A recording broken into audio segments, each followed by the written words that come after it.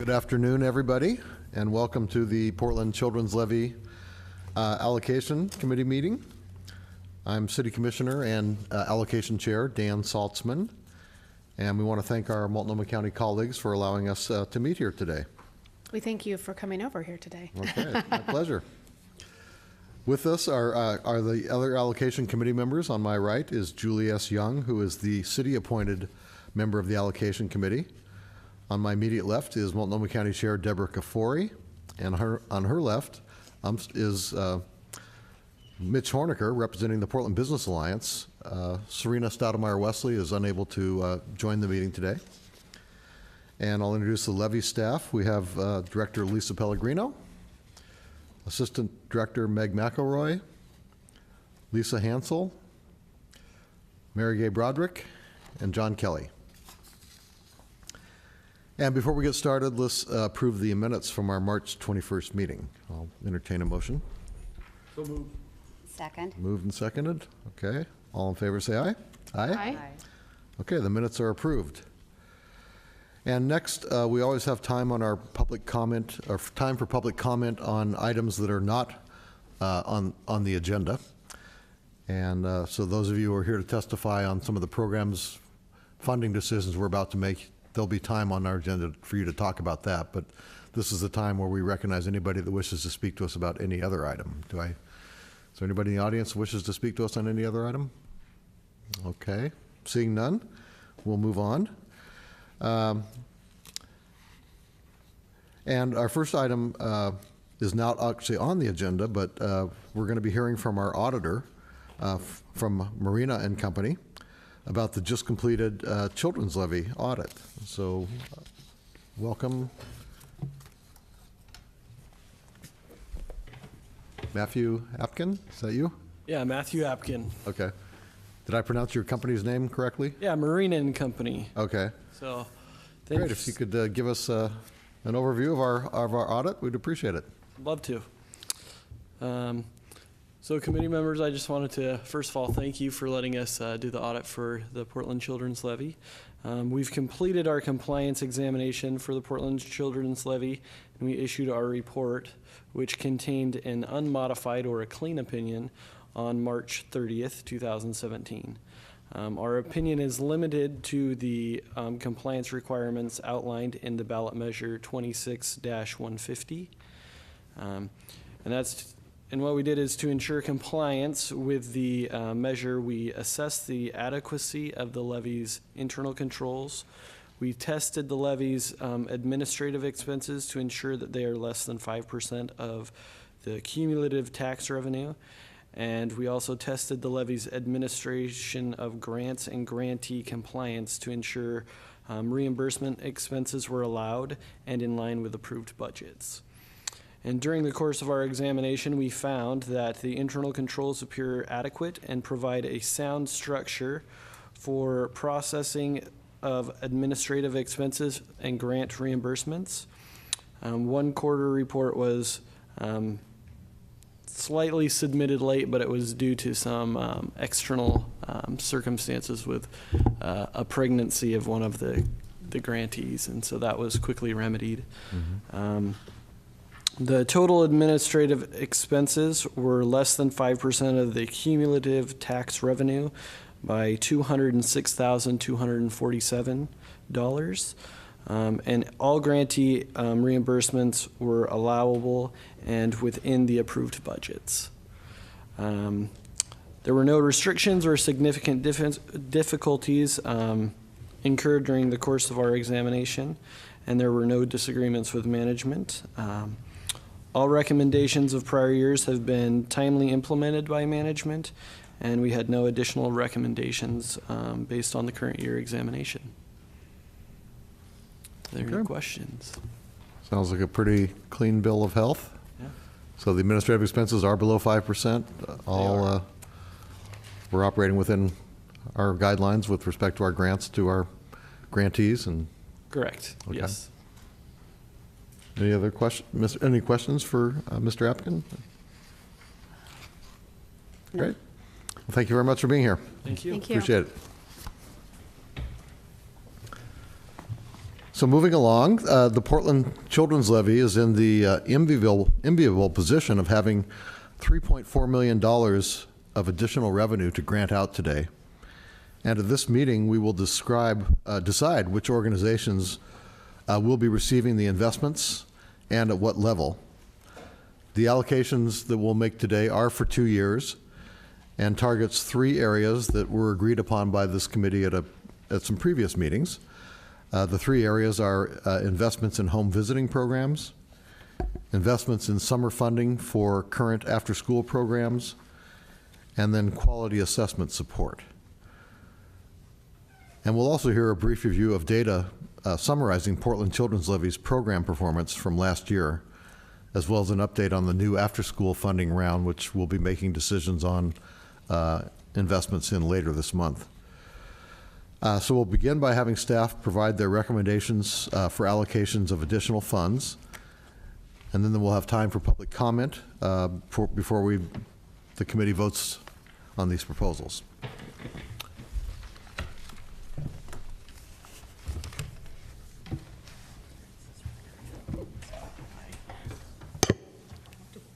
Welcome. They're brand new, so you probably actually might be the first people to use them. So, Really? yeah.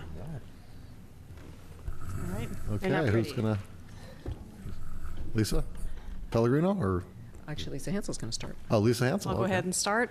As Commissioner Saltzman, as you just recapped, the $3.4 million was allocated for 3 specific purposes: home visiting programs, expanding summer programming for after school, and supporting grantees that are planning to implement the youth program quality assessment.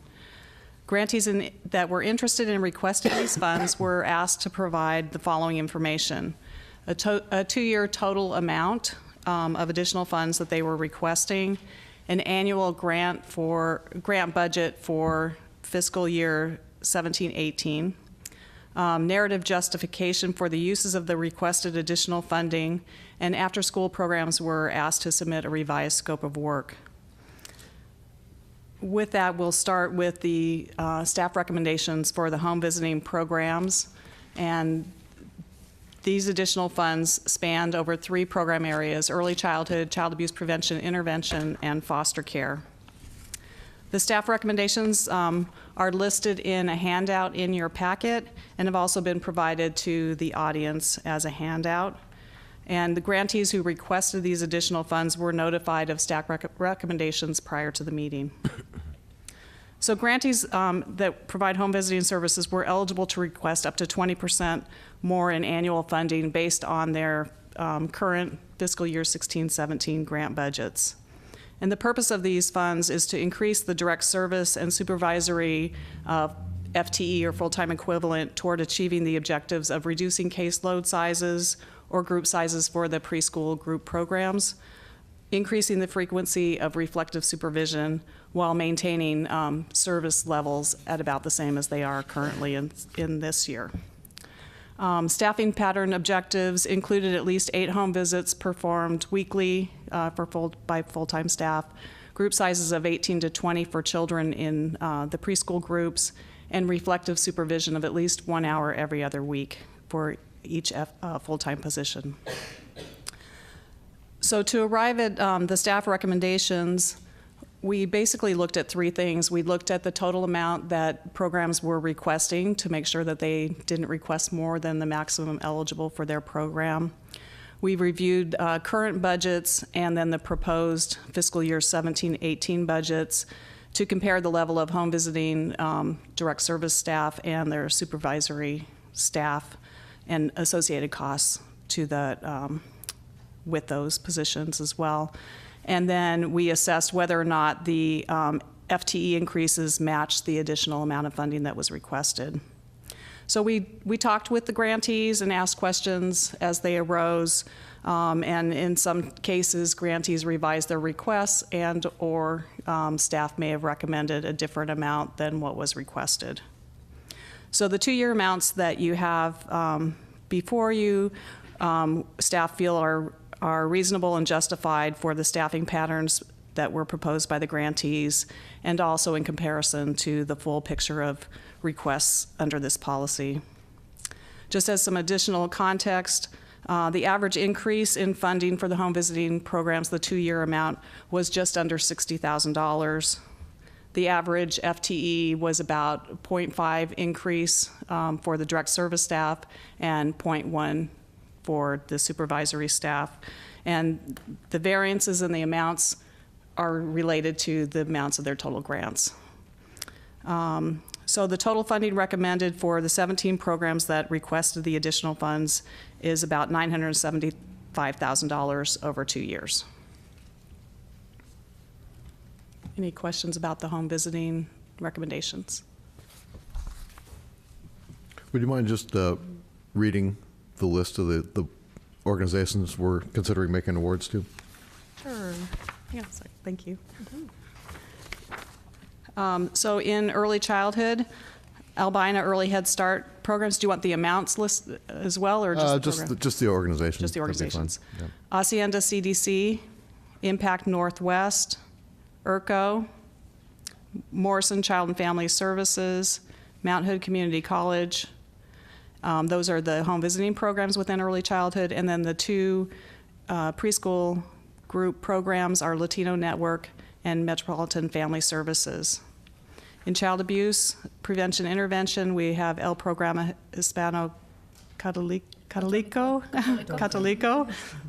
Impact Northwest, ERCO, Janus, Insights, MFS, Pathfinders, POIC, and Salvation Army, and then for foster care, Impact Northwest. Okay, thank you. Sure. Do the committee members have any questions of staff, or are we ready to go to see if anybody wants to testify? Any questions? Okay, thank you. And now we'll open up the floor for public comment. I see a show of hands. Anybody wish to speak to us about our investments? Okay. Seeing nobody. Then I guess we will just go to the point now. If my committee members have any additional comments before we vote, or any comments? Okay. I do have one question that doesn't directly pertain to whether or not I would, the approval of these, but I'm curious to know the organizations who chose not to apply for this additional funding, whether you had conversations that might suggest why they chose not to, and is there anything about that you could share that might be helpful to us? I can go first. Okay, go ahead. There were 2 organizations in early childhood that elected not to pursue this funding. One is new to the levy in the last 2 years, and due to startup challenges, instead of pursuing additional funding to reduce caseloads, we opted to operationalize that within their existing funding amount. And then the other program is an early Head Start model and already has sort of lower caseloads along what we're trying to accomplish, and decided not to lower theirs under this opportunity. Thank you. Sure. In child abuse prevention intervention, there were some programs that decided not to submit applications, and they did not inform me as to the reasons for that. There was one, and there was one in foster care that felt like they were fine as they were. And there was one in child abuse prevention intervention that it would, one of the relief nurseries, and it just didn't fit as well. The way that this has been structured didn't fit as well with that programming for various reasons. I think primarily because the structure of being the classroom-based and the home visiting. The home in the other home visiting programs, it's structured around FTE. Service goals are structured around FTE, and with the relief nursery model, it's been structured more around at least one home visit per month, and the primary service has been around the therapeutic classrooms. So after back and forth conversation, they decided to withdraw their request. Thank you. Okay, so why don't we vote first on the home visiting additional investments, and then we can move on to the remaining two categories. So if there's no further discussion, I would like to be recorded as recusing myself from the Impact Northwest program grants in this category, or I think there's three. So if the minutes could reflect that I recuse myself from voting on Impact Northwest, and otherwise I'll ask anybody else has any recusals. Okay, then why don't we go ahead and say all in favor of the additional funding package for home visiting programs, indicate by saying aye. Aye. Opposed? Okay.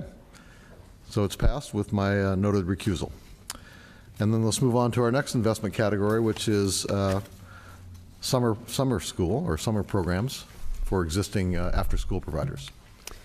Yes, so as you recall, we made additional funding available for current after-school programs that offered some type of summer programming, so they weren't be starting completely from scratch, to offer additional summer programming with the goal of trying to increase the amount of summer programming over and above what was offered in the previous summer, as well as increasing the offerings that are in the community so that we offer more services in the community for children to participate in the summer.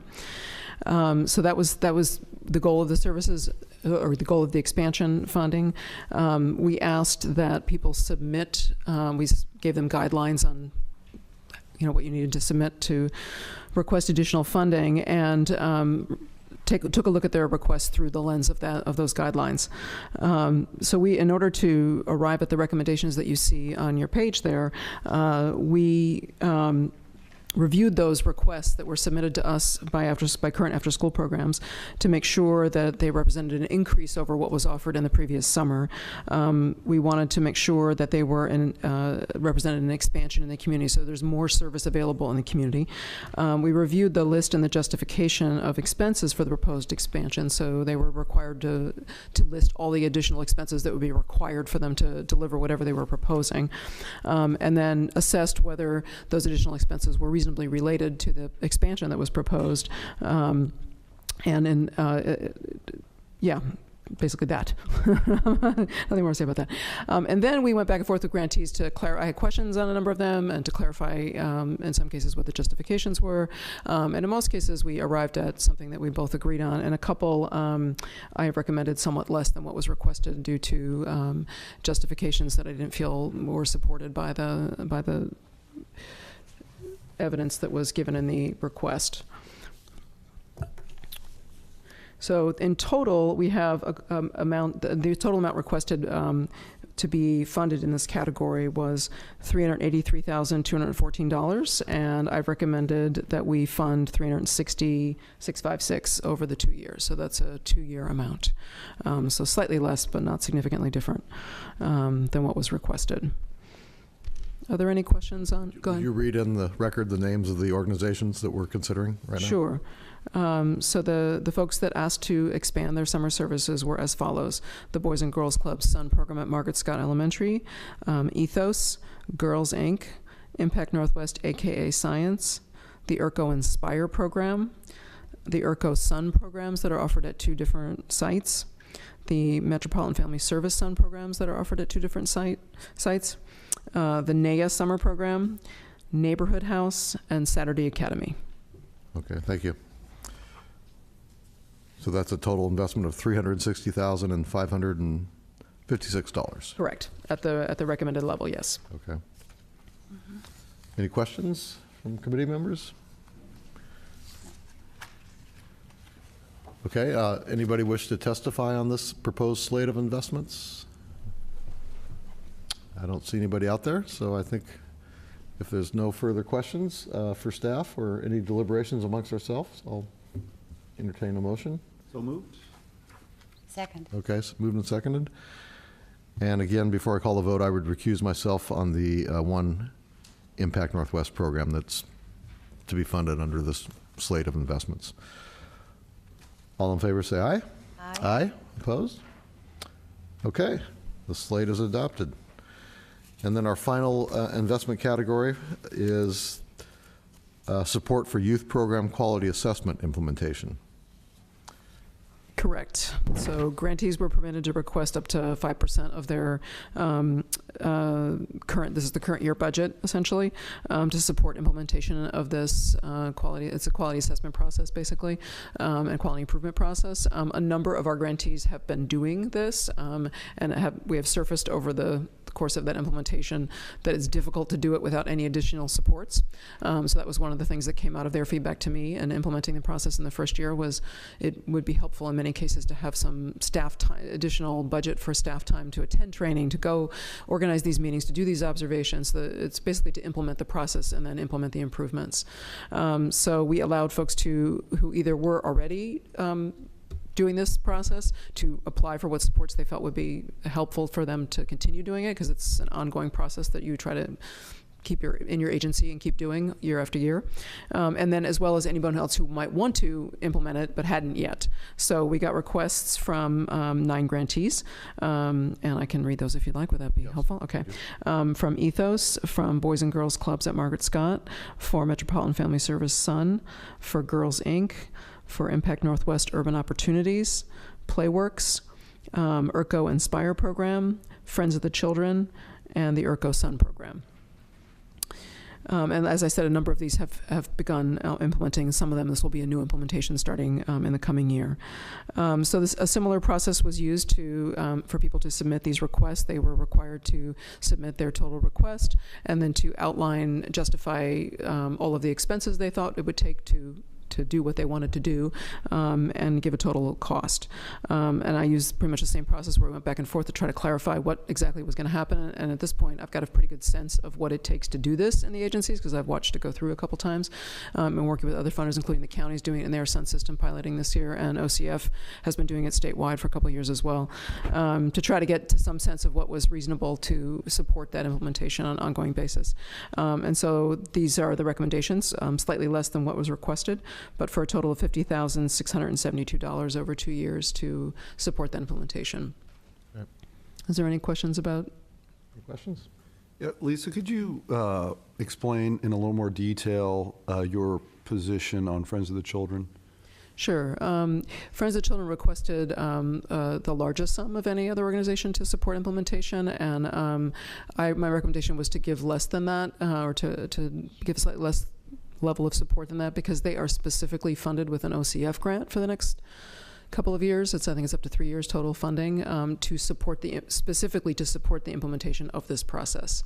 The OCF did some general funding for after school statewide, which they provided program dollars, and then after that concluded, they did a different investment round that was specifically to implement the quality improvement process and to be supported through that within the organization. So they're getting additional funds on top of our funds to be able to, basically have staff support to run the process. They have a lot of people, so they're a large agency, and this supports all of the adolescent programming. So I still felt with the FTE that OCF could support, that we could do it at a lesser level, and it would still have adequate support to be able to have all of the staff trained and operating in this system, that the staff that serve adolescents, which was the relevant staff for this program implementation, because this is an observational process, so it's for group programming. It's not for one-on-one mentoring. You don't observe one-on-one mentoring and make any statement about whether, what the quality of that is. It's for group programming. Does that answer what you would like? I'm just looking at your notes, and it looks like they requested a quarter of an FTE, Mm-hmm.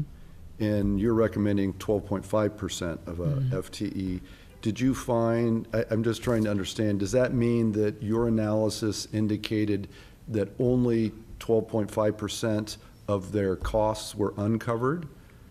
Or do they actually have 0.25 of an FTE that is not covered by OCF?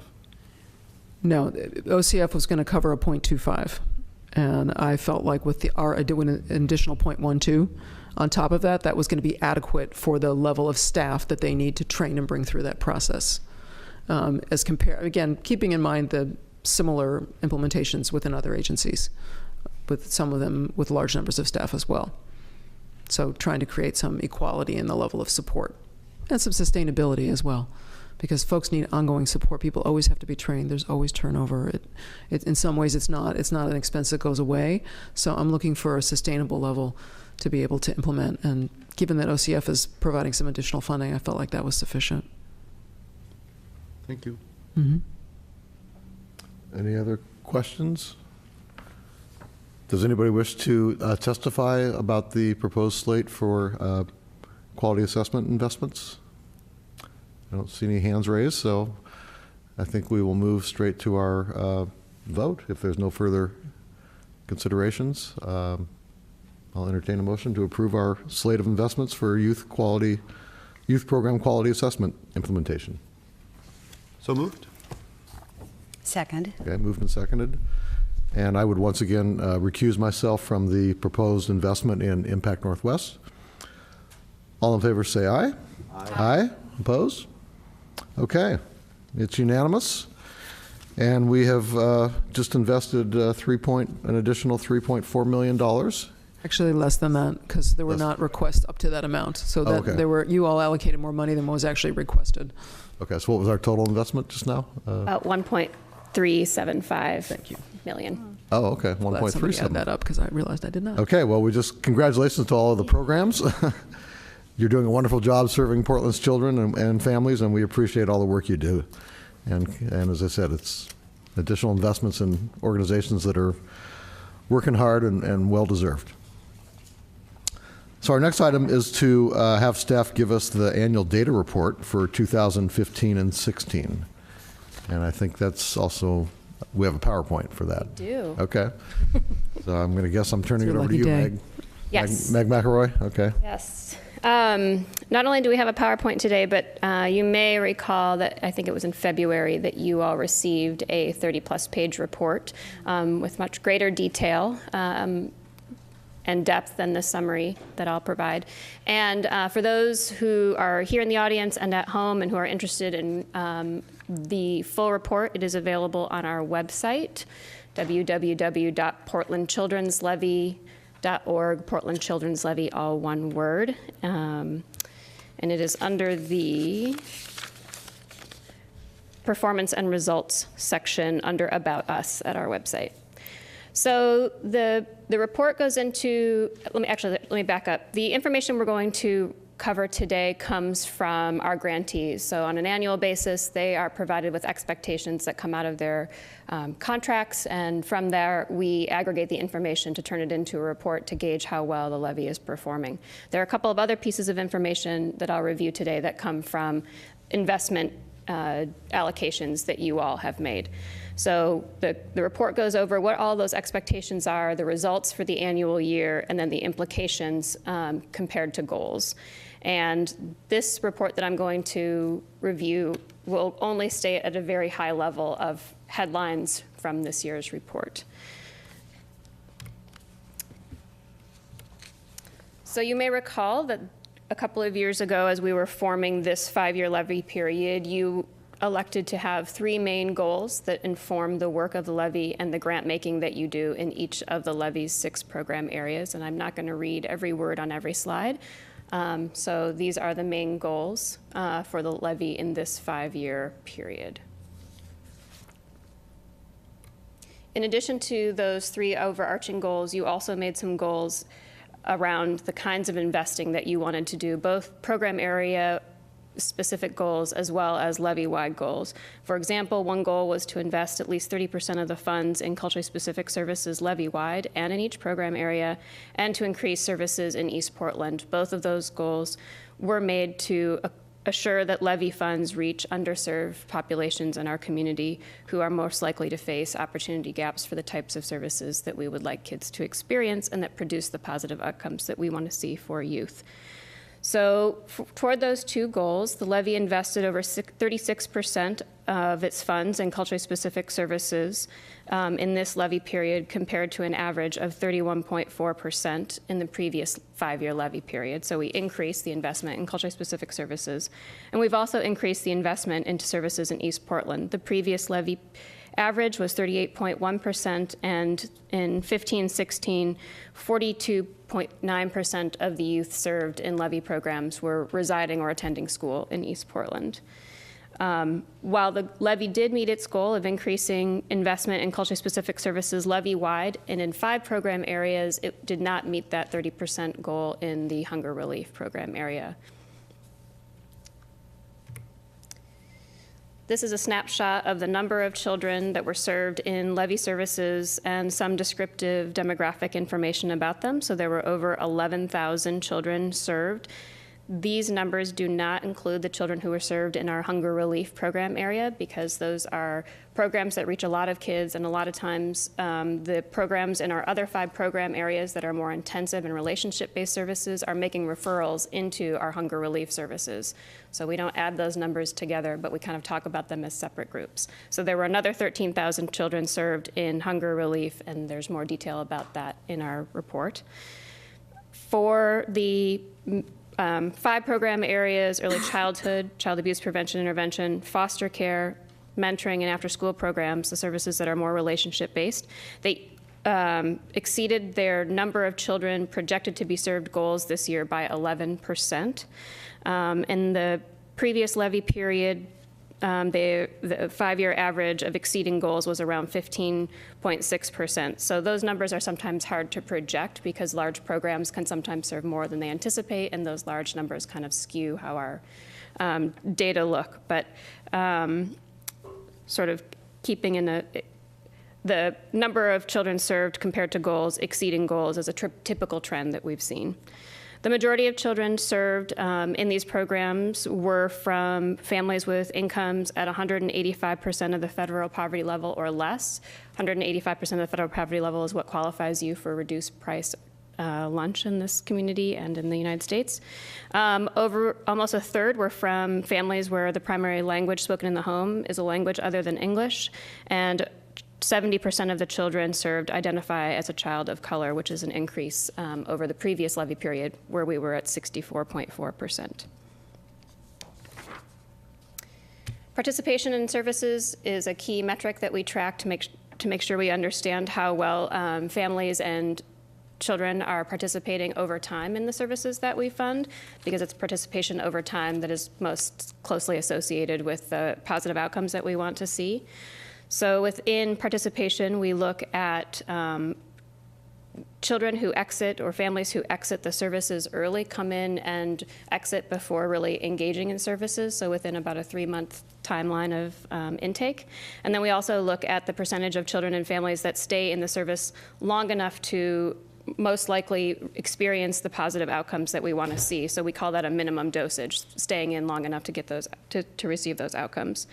So in the current levy period, 7.4% of participants exited early, compared to 8.8% in the previous levy, and 81% of participants received that minimum dosage, compared to 66.6% in the previous levy. So we think attention over time to participation is part of what's informing the improvement in participation. We also think that there's probably more work being paid attention to that as you have to track it and report it.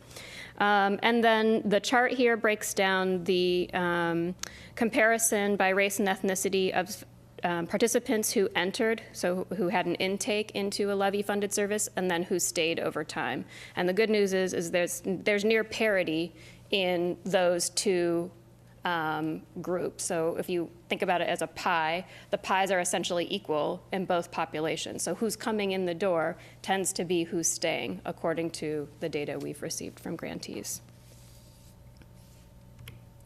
Outcome goals: every grantee has to work with their PCL staff grant manager to identify the outcomes that they will track and the tools that they'll use to do so. The types of outcomes that are measured by different grantees depend on the types of services that they provide, and there's a list there of the types of things they tend to track. Grantees met an average of 82% of their outcome goals in this levy period, compared to 87.8% in the previous levy. So it looks like there's a decrease in the number of goals met. However, there were 25 new programs funded in this levy period, compared to where we were at the end of the previous levy period. New programs tend to need a little bit more time to fine-tune their outcome tracking. Oftentimes in the startup year, they may not have served the number of people that they identified as being able to serve because they were still hiring staff and getting things up and running. So sometimes those outcomes aren't met in the first year. So we expect to see the numbers go up over time.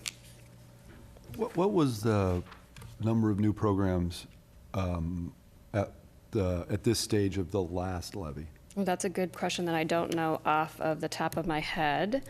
And it would, looking at what's new would have to depend on what was funded in the previous, right, the first levy period. Well, so yeah, I'm not sure Right, I mean, where. The point is, if we had 21 new programs at the same time in the last levy, then we would need to dig deeper on why we have eroded on our percentage here, right? Well, go ahead.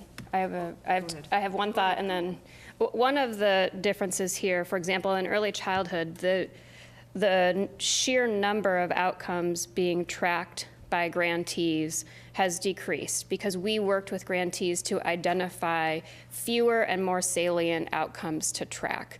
So we essentially changed the denominator of the calculation pretty significantly from the previous levy period to this one. So as a matter of calculation, there's something going on a little bit there. Do you get what I'm getting at? So if in the previous levy period, out of all of the early childhood outcomes, grantees were tracking collectively 100 different outcomes, and now they're tracking 75, but they were meeting 60 out of 100 before, and they're meeting 60 out of 75 now.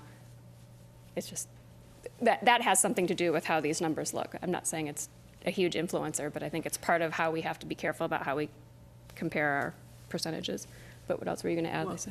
Correct me if I'm wrong. The 87.8% would be over the 5-year period, and the 82.2 is just 2-year period. So the new programs last levy period would have had 3 additional years to continue to That's why I increase that asked. number. So I but think we we would need- look we need- at how many new ones in the past, the We need to previous slice the levy, pie the same way plus at the at same the time. same period in time, right, and that- see what that percentage was. Right, and then we'd know. I mean, because Yeah. I know the feeling is there's more new programs this time around, which would be a good explanation, but. Well, and I'm not sure because foster care was a brand-new program area last time around, so Right. all of those programs would have been new. So I'm not sure what the number would be. Well, it's something we could find out easily. Yeah, just we have have to the go back and data. do it. We haven't done it. You might also look into actually whether the outcomes that you cut this go around were outcomes that they were meeting 90 to 100% of. That would have then made up this difference. Absolutely. So, but I think that's something you could probably find out too.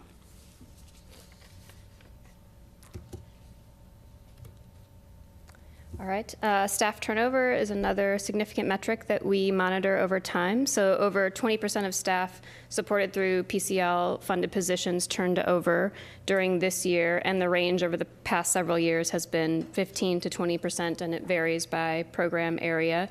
You may recall that you invested some significant funding into training and on-site consultation with grantees to increase their the quality and the frequency of their reflective supervision practice, as well as to implement more workplace-related trauma-informed practices.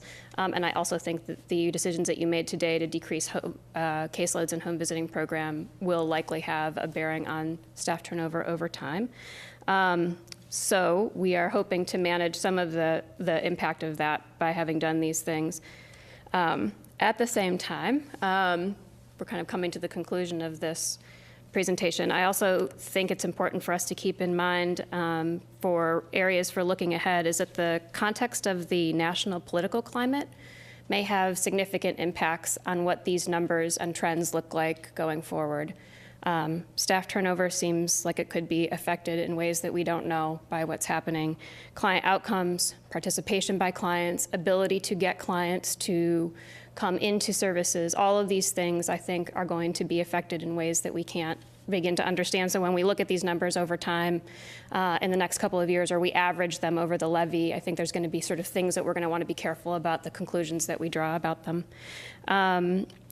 We are also looking to improve our reporting practices just in terms of demographic information collected from children and families served around children and caregivers with disabilities. It's not something that folks are required to report to us, but are able to elect to report to us, so we can't draw a lot of conclusions about kind of the equity of access for folks with disabilities into our services by comparing it to the occurrence of disability in the community. So I think there were 4% of children served, for example, in the levy this year were identified and reported to have a disability, but we were missing information from a whole lot, so it was hard to say a lot about that.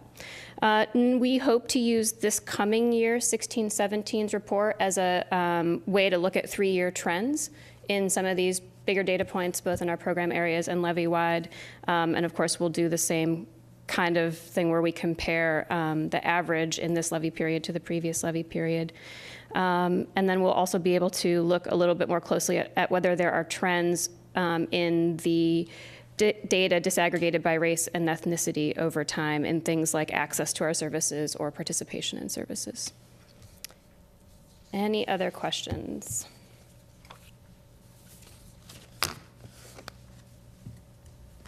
Thanks.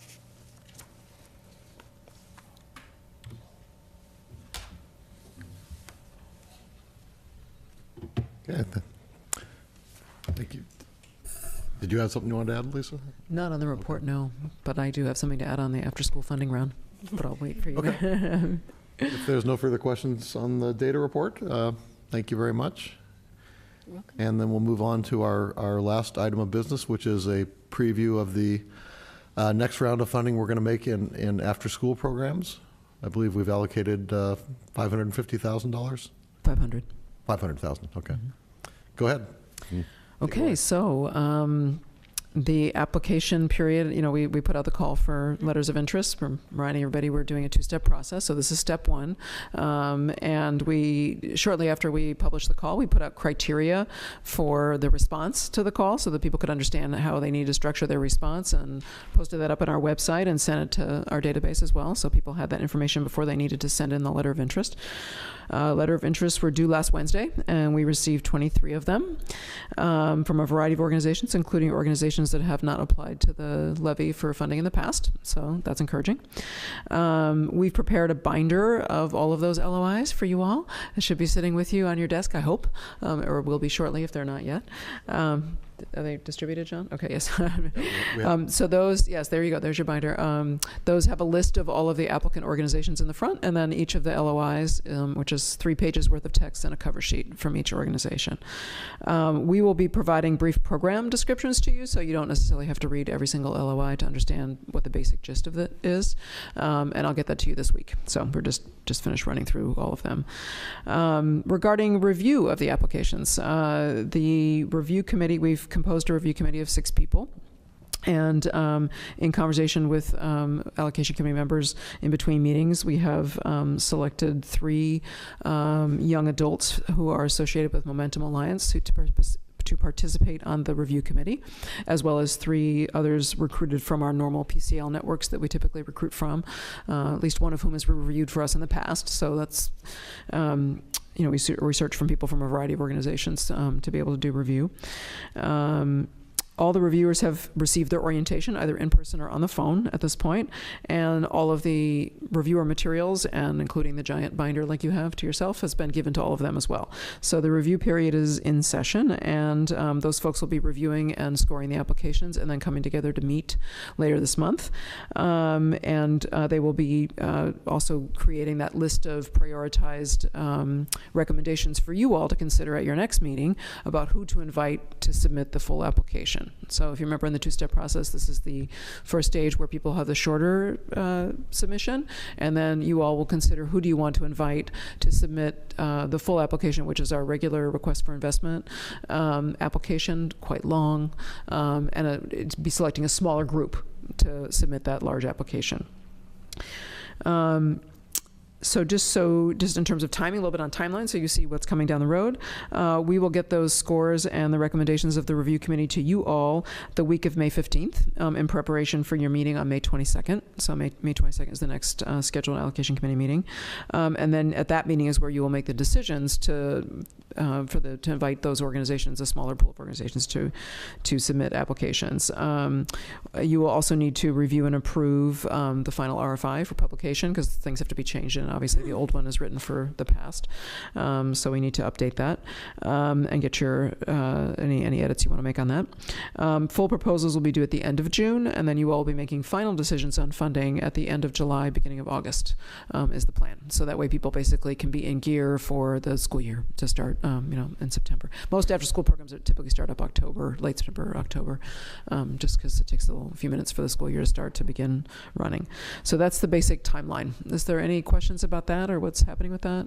I have a question. It's not related to what you've talked about just now, but or actually something to talk about. If I understand correctly, we had allocated a lot more money towards the prior votes than we actually ended up spending. Was that correct? That's correct. Nearly $2 million less? Is that? I believe so, yeah. Yeah. Well, it seems like, and I know that when we were looking over at our overall funding, we were pretty conservative. We held back some money so that as things fluctuated. So it seemed, I thought we were conservative in the amount of money that we targeted to be spent. And so if we have this leftover money and just a cursory glance of these programs, there seems like a lot of fabulous ones. I don't know why we don't use the extra money and put it towards broaden the number of programs that we fund in this next 2-year cycle. The only caution I would give you is that it's 2 years of funding. There's a pretty big uptake to getting people set up to track all of this data that you just heard about.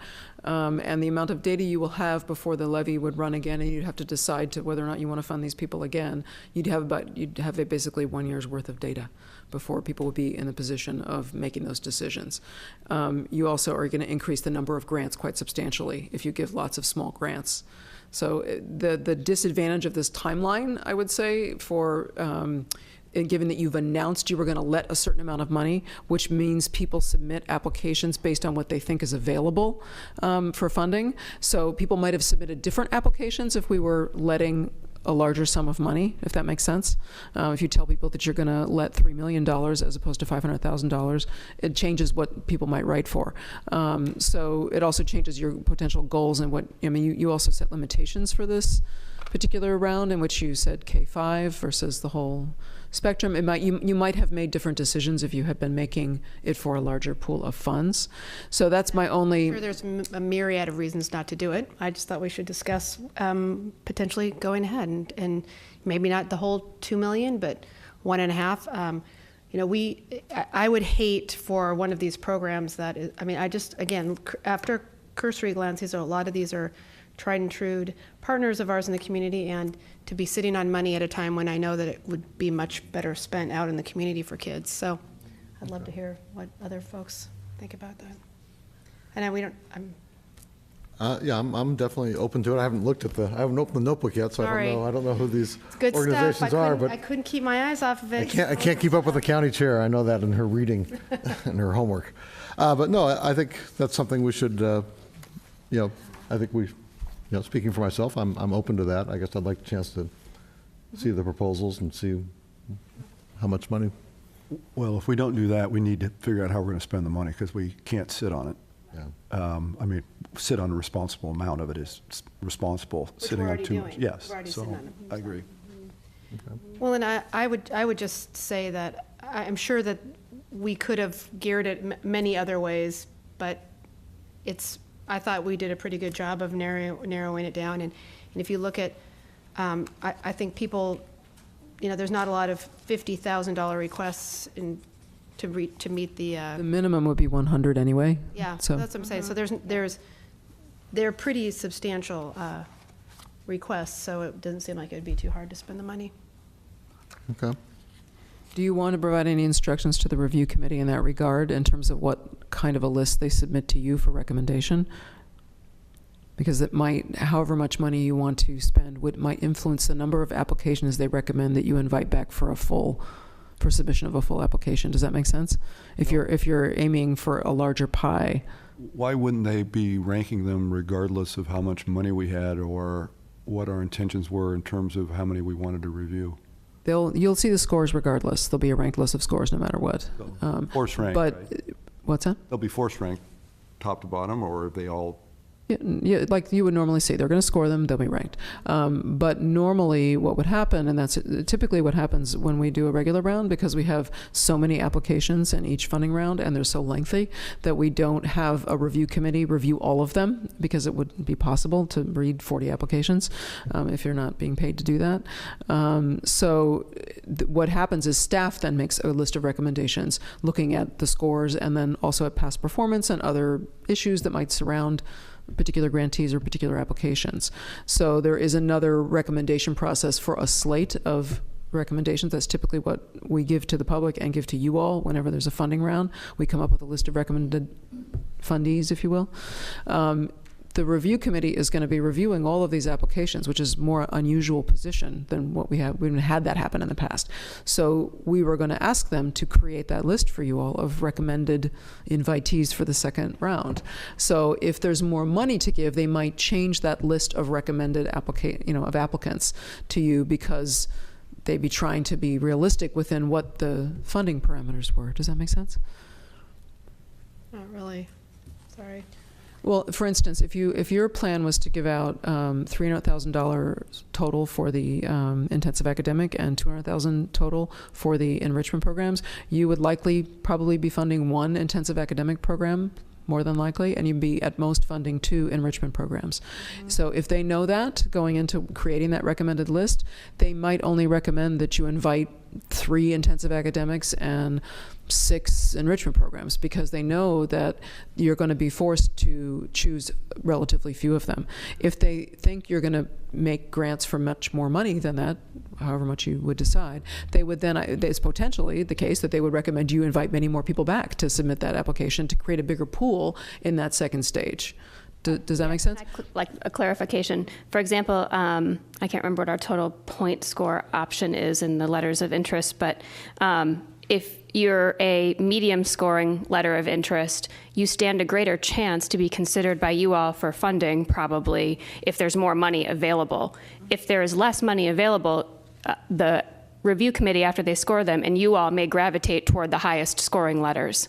So how much money you want to put forward into it does influence how wide of a net you want to cast in terms of inviting folks back, and it may influence the reviewers. I think that's all that we're... That's all I'm trying to get across, because they're going to ask me that, I can guarantee you. Okay. So, Go ahead. So you're suggesting that it would be helpful for a decision to be made today regarding what we're considering in terms of total dollars and how that might be divided between after school, between enrichment and academic. Is that correct? If you kept the same percentages, you could keep the same percentage that you wanted to if you want to. You don't have to change it. You could change it if you wanted to. If you have an idea or you come to agreement about how much money you think you want to allocate in that next funding round, I think it would provide guidance to the reviewers to help them create that next pool for you that would be realistic. In other words, it just gives you better information or better set of recommendations if they knew how much you think you'd want to allocate totally. Sure. I think I also heard you say earlier in this conversation that changing the total amount now compared to when this was announced and invitations were put out, people may have responded differently. I mean, do you see that is, are you concerned about that? Well, I think that's something that we can't fix at this juncture, particularly easily. because you'd have to allow people to submit a greater request if they wanted to, which they might have chosen to. I mean, people make strategic decisions in how they ask for money, and so they've already gone through some kind of process internally in their organization to figure out how much they want to ask for or what level of expansion they might want to propose. That's, you know, so that's the only thing about changing it mid-course, is that you might have gotten different set of requests if you had put out a different amount of money and with a different minimum or maximum potentially, right? And I agree that is a downside. It's relative to the opportunity we have to fund more services. It seems like we would be smart to go ahead and be able to fund more services, or allocate the money for more. That's what I'm hearing, is that you all want to Well, do to me, that. it's a little bit more complicated. The ranking, I assume, is highly influenced by clustering, meaning that as we look at our ranking, if organizations are clustered in a certain spot and we're going to award money that drops into that cluster, we'd want to review all of the folks in that cluster. Now, the reverse of that is, I'm not going to be in favor of awarding any money to programs that are marginal or scored low. So how much of this money we put into this pool will influence me by the scores that the applicants have. If all of these programs score on the high end and we have the money, I would be in favor of funding it. And I was the one advocating at the last meeting that we spread the money differently, and I really would have liked to do it knowing we're going to spend a lot more money. That's water under the bridge. We've got the money now. It seems to me that I wouldn't be comfortable deciding today how much of that we're going to throw in the pot and commit to spending until I see the rankings, personally. And just as a cursory, I'm not the world's greatest mathematician, but it looks like there's about $3 million of asks in this book, so. Keeping in mind that we do have to make some administrative consideration if you're going to add that many grants to what we're doing currently. So I think you need to keep that in mind, that's the disadvantage of putting out a small amount of money, so you get a lot of small requests, and then now you're going to spread it over a very large range. So you need to think about that as you go forward. It's only so much, people. Did we restrict this round to only organizations that are already offering after-school programs, or this is open to? Completely open round. Okay. Yeah, so that, Lisa, I agree with that. Good point. But isn't that just another reason not to make a decision today? Because we got to think about all this stuff and then attempt to make an informed decision as best we can. Well, the other thing is, I can advise the review committee we could just add the review committee score, the applications to do nothing more than that, because I'm not sure it makes sense for them to try to come up with some kind of a list for you when they have no idea how many people that you're looking to fund eventually. Part of constructing the round this way was to be able to get to a goal that you all could see, right? So if you were thinking about this much money for this type of program and this much money for this type of program, you could get a gauge. And when you're doing a two-step, you're trying to gauge how many people do you invite back to get the ultimate 2 you think you want to fund or 1 you think you want to fund, right? So you're going to end up, if you're going to do it this way, you're going to end up asking for full applications potentially from a large number of people, because if you think you want to fund 8 programs eventually, then you might well want to solicit more than twice that many, which now we're getting out full applications from all 23 people. I don't know. So again, it depends on how. I'm not sure it makes sense for the review committee to take on this additional task if you don't know how much money you think you want to allocate for it. So I can simply have them score it and stop there if that's better, if you don't want to set a goal. That sounds good. Although I'm happy to get a shorter meeting. Okay. We can do that. So I think then at the next meeting we have on the 22nd of May, we can then decide how many of those 23 to invite to do a full proposal. And we can also make this decision about the budget we want to invest in those programs at that time. Am I missing anything there? You can do that then if you want to. Yeah. Or you could take Mitch's approach and you could use the same logic of what Mitch just said for the final round. Does that make sense? Just go by who score. Oh, the final round meeting. Yeah, I mean, I'm saying, in other words, applying his logic, I'm not sure that I see much difference. So it's up to you. You could decide at the next juncture if you want to call an amount out and say we're gonna intend to allocate this much money, or you could not and proceed as he suggested, and the final round as well, where you're deciding which programs you want to fund regardless of what the cost is. So we will have more information at the next meeting. So Yes. that seems to be the easy takeaway. Okay, Yeah. You can see how it goes and see how you like doing it that way. okay. What time on the 22nd are we meeting? That is not on my calendar. I actually have that information right here. It's, Thank you. since we are at the end of the meeting, I want to thank everybody for attending today. And our next meeting will be Monday, May 22nd at 1 p.m. in the City Council chambers. Oh, no, I Newly renovated. I do too, actually. I love your monitors. They're so big. because we're all blind. And then, if there's no further discussion amongst ourselves, I was just going to also say that on the meeting on the 22nd, we're all invited and the public to a reception with refreshments in the City Hall atrium, showcasing photos from the Levy's new 2017 community report, which comes out next week. And the display will be up in the City Council atrium from May 16th through May 26th.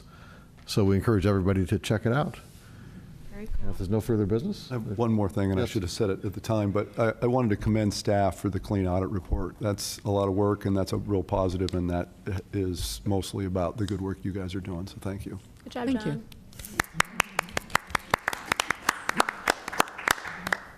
thank you, staff. Thank you, John Kelly.